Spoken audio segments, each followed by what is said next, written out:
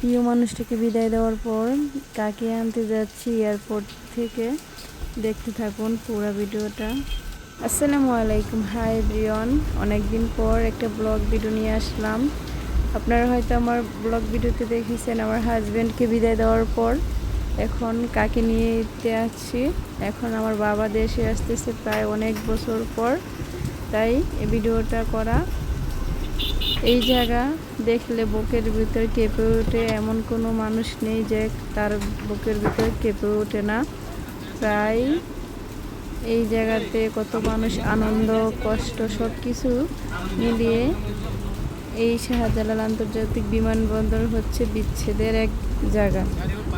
কি বলবো বন্ধুরা, সব প্রিয় মানুষটাকে যখন বিদায় দিলাম তখন খুবই খারাপ লাগছে, কিছু আর বলার নাই।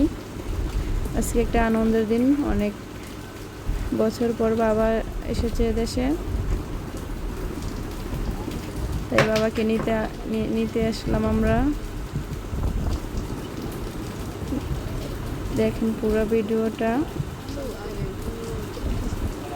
আমার তো খুবই কষ্ট লাগতেছে, কিছুদিন আগে হাজব্যান্ডকে বিদায় দিলাম।